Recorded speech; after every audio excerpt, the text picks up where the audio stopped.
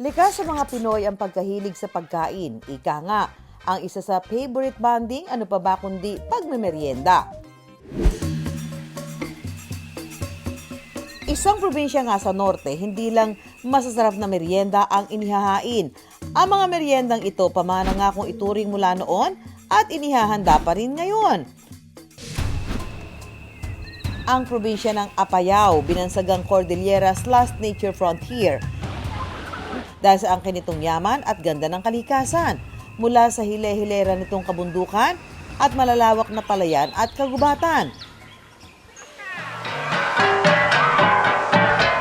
Kaya naman para libutin ang Apayao at alamin ang mga kwento sa likod ng kanilang mga pagkain, makakasama natin ang sparkle artist at kapusong comedian na napakaganda, napaka-sexy at kwelang-kwela na si Ashley Rivera. Hello mga ka-wonder! This is Ashley Rivera, also known as Petra Mahalimuyak. Summer na naman, nararamdaman nyo na ba? Ako, damang-dama ko ang init! Pupunta ba kayo sa bukid, sa beach? Kung saan man yan, I'm sure excited kayo. Pero mas ako excited sa mga food trip. Ay, nako! Gusto ko yung mga ganyan. Kaya magpo-food trip tayo. Samahan nyo ako mga ka-wonder. Pero teka Ashley, bago ka mag-food trip, kailangan mo munang bumiyahe pa Apayao mula Maynila ng 12 to 13 hours o halos kalahating araw. Ashley, kaya ba? Okay, so ito, medyo mahaba-haba pa yung biyahe natin, ano. At alam nyo ba, first time ko dun. And usually, mga 4 hours, 6 hours yung mga biyahe na nakakayanan ko. Pero ito, 12 hours ang layo. Pero I think it's gonna be worth it. Kaya guys, bye-bye. Sleeping Beauty muna ako. Kita-kits tayo mamaya.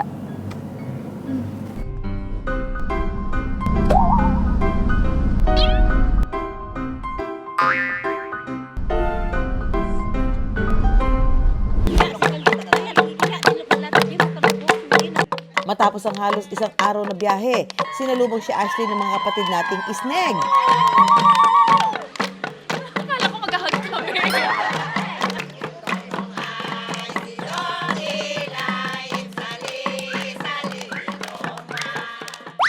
Kung sa Tagalog kapag sinabing linait, tunog negatibo. Dito raw sa Apayao ang kanilang linait, hindi mo malalait. Sa sarap kasi ng kakaning ito ang kanilang kilalang merienda. Tiyak mapupuri mo. Sa lokal na termino ng mga taga-Apayao, ang linait daw kasi durugin ang ibig sabihin. Sa kakaning ito, dinudurog ng pinong-pino hanggang sa maging malagkit ang halamang gabi o siway kung kanilang tawagin. Lumbet kayo, magmerienda tada. Nakilala namin ang ka-wonder nating si Kelly, isang nurse supervisor na ibinibida sa social media ang yaman ng kultura ng kanilang probinsya. Nag-post po ako ng isa sa mga pagkain namin dito sa Apayao na yung sinurusuro. Nag-trending po siya, doon na po nag-start. Kaya tinuloy-tuloy ko na din po na i-upload yung mga pagkain at yung mga daily activities po ng tao dito sa baryo. Ang linait, isa sa mga importanteng merienda ng mga taga-Apayao. Bahagi rin kasi ito ng salo-salo matapos ang ritual ng mga isneg na kung tawagin, lapat. Protected area ang ibig sabihin ng lapat. At tuwing may namamatay sa kanilang komunidad, ang isang bahagi ng ilog o lupa, inilalaan para sa mga namamatayan. Dito sila nag-aalay ng hayop sa mga anito. Magpahanggang ngayon ginagawa ang ritual na ito. Natutunan pa nila ito sa kanilang mga ninuno. At ang 78 taong gulang na si Lolo Lenggi ang kasalukuyang namumuno. Ikaw nga intab na ya, wangag na ya, nagsapta na bagong kinabuangan. Ikaw nga intab na, yede, ya, ipayme, na pagsumang ni kikaw. Ang dugo ng hayop ipinadadaloy sa ilog. At pagkatapos ng ritual, iniimbitahan ng komunidad para manghuli ng isda at magsalo-salo sa bahaging ito ng ilog. Ito po yung siway po ng gabi, ma'am, or tinatawag namin na atang. Gagawin po natin na linait. Linait. Parang iba yung linait na alam ko eh. Para sa mga laitera ata tong meriendang to. Okay. Pag nakuluan na po yung siway, babalatan na po natin siya. Gapit po ang iku. Ito po yung kutsilyo po ng mga isneg. So yan, Tapos nabalatan yan, na. Tapos, yun ma'am, lalaitin na po natin. Dito ma'am, hindi mo po ito magagawa pag mag-isa ka lang. Kailangan may kailangan kasama. may kasama. Ay, ang sweet naman pala ng Opo. paggawa nitong linait na to. Para madami So, tayong manlait. Ay, yan! Oo, go! Mas maraming Sige, Waya. malalait, mas masaya. Yay! Sige, Okay. ma'am, ikaw na po maglait ma'am.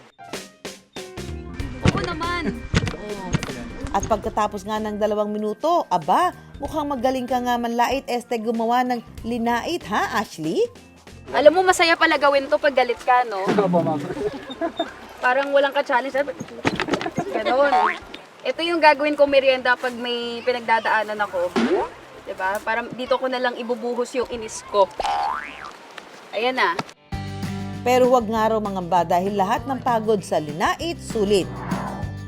Ang tradisyon nga raw ng pagluluto ng kakanin sa Apayao, simbolo rin daw ng dikit na samahan o pagkasolid ng komunidad.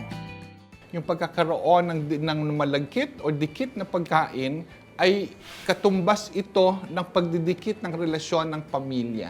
So ginagabayan tayo ng mga ganitong uri ng paniniwala sa mga pagkain na ito dahil ito yung nagbibigkis sa atin.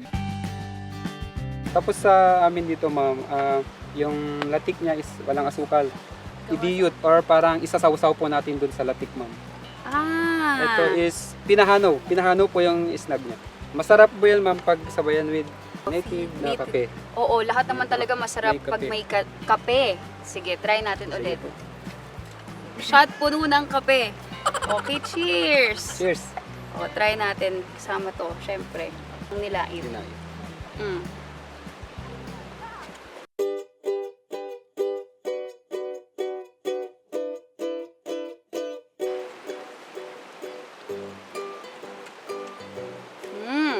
Sarap. Ang sarap nga. Lasa malagkit. Hindi, parang siyang yung ano, yung galapong. Parang ganun yung texture tsaka yung lasa niya.